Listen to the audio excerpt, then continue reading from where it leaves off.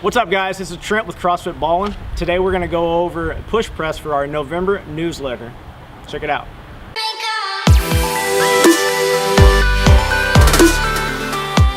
Alright guys, so we're going to quickly go over 6 key characteristics that's going to help you out a whole shit ton in your push press. First one's going to be the rack position.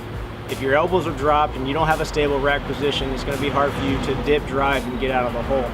It's going to pull you forward, it's going to push you back, it's going to take control. You have to make sure that the barbell is sitting on the shoulders, elbows are up. From there, we want to make sure that we have a big, tight breath into our belly, and then we're holding and contracting. That's going to help us to transfer energy from our hips up through the bar to over our head. The third characteristic is going to be the dip. All right, this is kind of the money maker on this movement.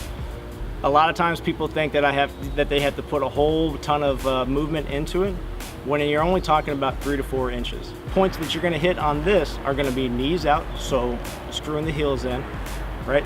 That takes the femoral head, sets them in place, engages the glutes, all that good scientific stuff. The next portion is going to be that you want to make sure that your hips, as you're dropping, they're going to maintain over the heel portion of your feet. And the knees are not going to go past your toes. As you drop and you continue your drive up, slow to get down, quick to get up. And the bar is going to be lifted, right? Just like you throw a baseball or whatever. As the hand stops on a baseball, the ball continues. That's exactly what you're trying to do with this push press. As the body drives back up out of the position, the bar is going to continue and help lift your hands up out of that rack position.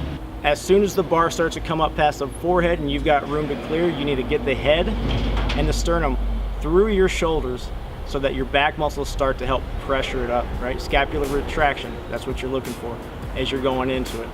That's gonna help stabilize your overhead position, and it's gonna make for a lot easier press. So, real quick, we kind of went over them and briefly touched on a couple of the faults, but my other coach and I, we kind of sat down and went over some of the key characteristics of faults that we've seen.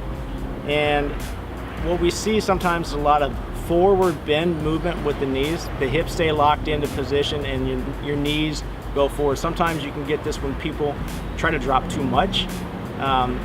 The next portion of it is when the hips start to drop back, almost like going into like a high portion of a thruster or a catch on a receiving on a power clean.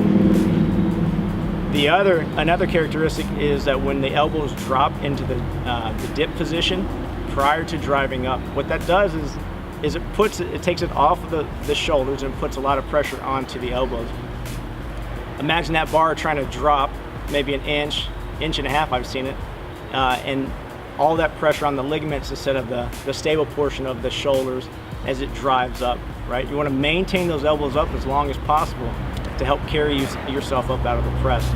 And the final one is not finishing with the head through, right? The most stable position is when our head is through, when our sternum is through our shoulders. That allows our back muscles to tighten up and allows for a nice, strong finish in our positions that we're looking for. All right, guys, thanks for watching today's video on push press.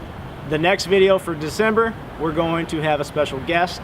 Alex and myself and our special guest are going to have a pie eating competition in lieu of Christmas, and he's going to teach us a strongman movement, the Atlas Stone lift.